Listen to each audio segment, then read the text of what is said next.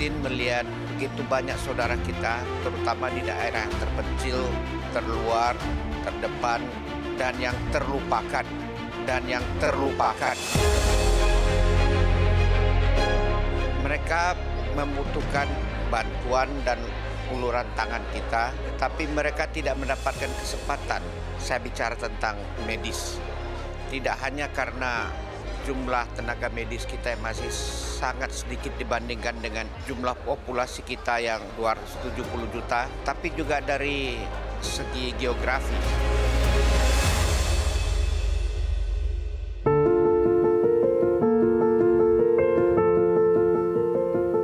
Iya, kondisi layanan kesehatan di Indonesia masih jauh dari kata merata.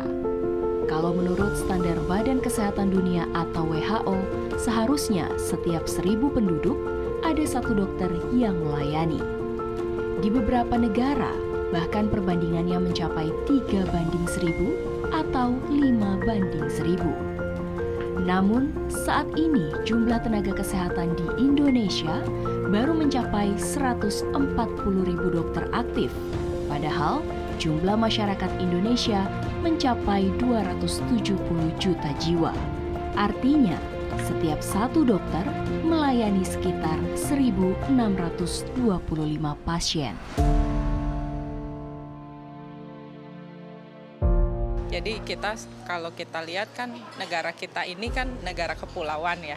Kemudian dari jumlah penduduknya itu keempat terbesar di dunia. Nah, kalau kita lihat dari data kesehatannya itu memang ada disparitas ya, ada gap antara ketersediaan kesehatan dengan penduduk Indonesia-nya sendiri.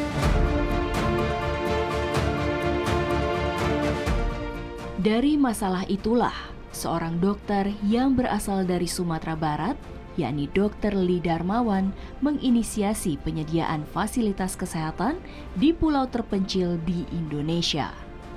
Hal ini dilakukan dengan membuat rumah sakit apung.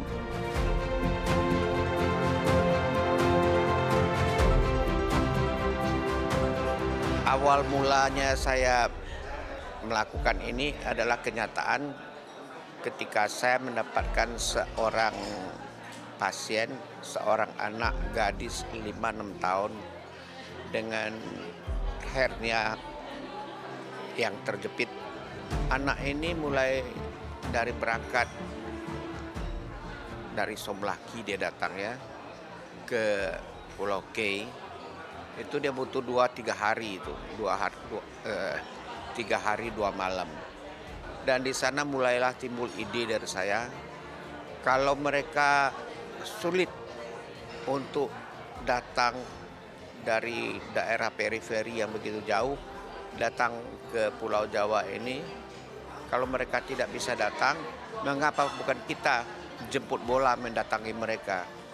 Nah, apa daya, ketika saya menceritakan ide ini, impian ini, orang tidak percaya. Orang menganggap ini sesuatu yang tidak masuk akal. Orang mengatakan saya dokter gila. Karena bukan untuk menganggap ini tidak bisa. Ini mereka anggap ini sesuatu yang tidak masuk akal. Tidak mungkin dilakukan. Jadi hanya orang gila lah yang punya ide yang demikian.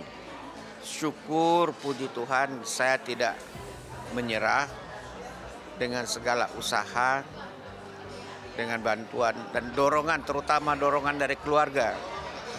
Saya tekad yang nekat ini atau nekat yang bertekad ini saya laksanakan. Secara total dari sejak pelayanan ini dimulai ya, dari tahun 2009 total ada 350.000 pasien, terkhususnya di wilayah-wilayah terpencil di Indonesia yang memang mendapatkan manfaat dari keberadaan rumah sakit kapal maupun dokter terbang. Nah, secara khusus rumah sakit kapal sendiri tiap tahun itu bisa berdampak untuk 10.000 sampai dengan 12.000 pasien tiap tahun. Saat ini di roster kami ada sekitar 2.500 volunteer yang memang tergabung sejak tahun 2009. Dan setiap tahun biasanya kami akan memobilisasi sekitar 50 sampai dengan 80 dokter spesialis untuk bisa melakukan pelayanan di wilayah-wilayah terpencil bersama-sama dengan rumah sakit kapal.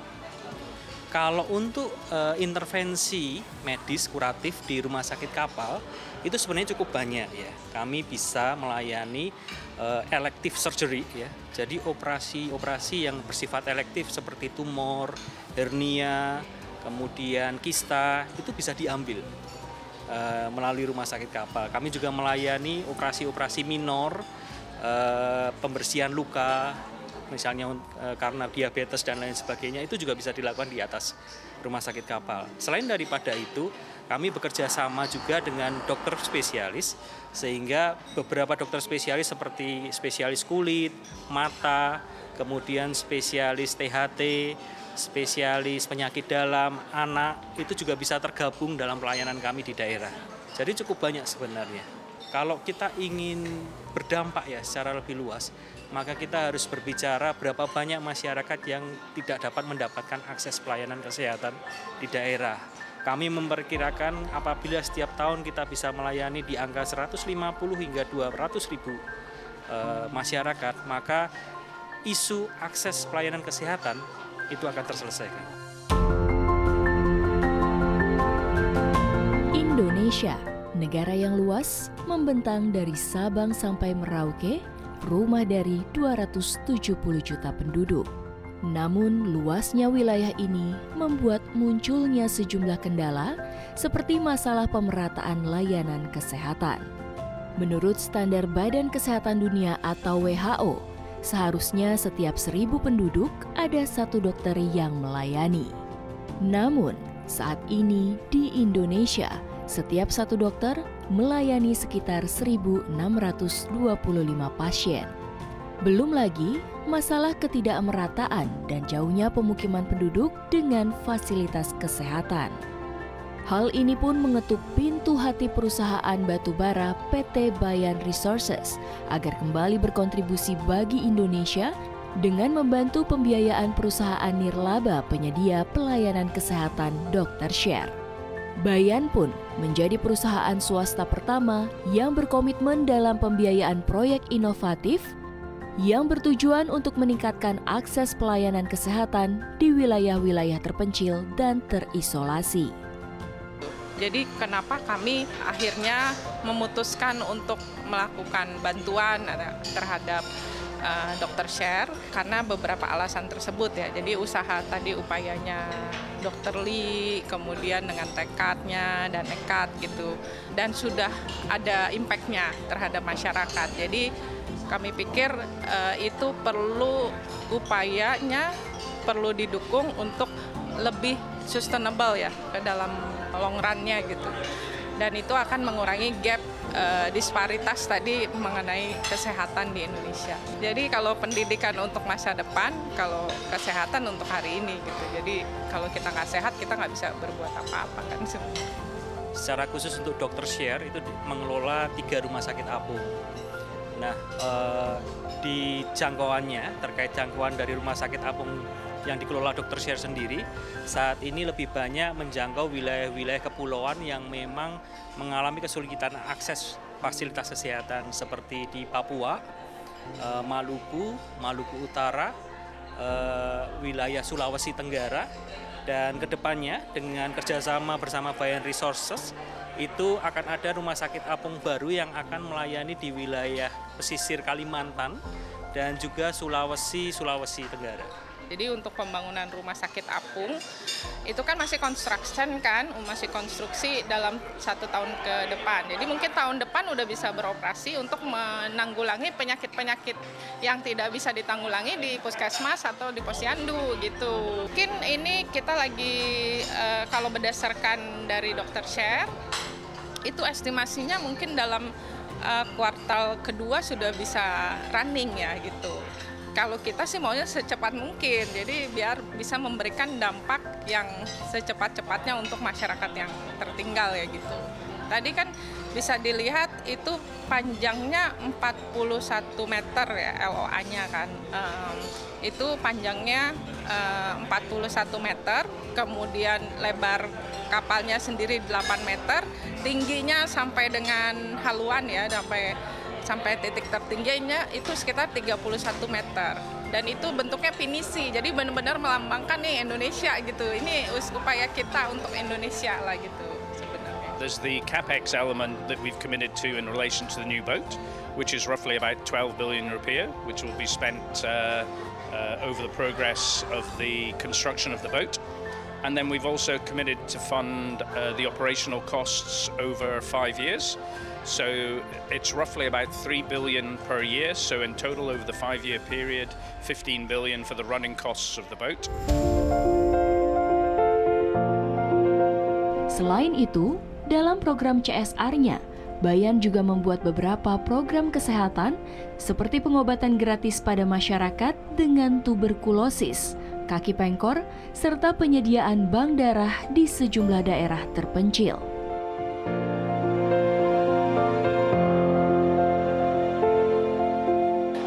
Kalau untuk yang 2024, kita akan memulai program tuberkulosis ini dalam waktu dekat ya.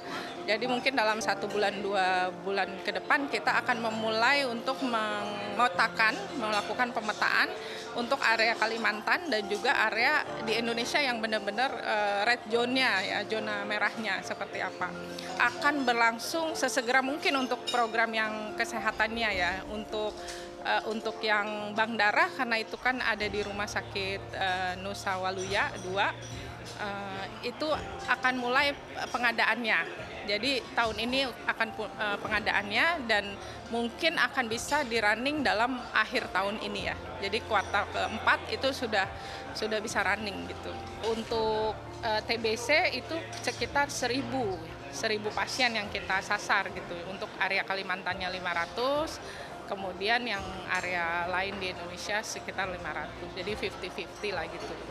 I think it's a very good program. It's been proved to work over 14 years.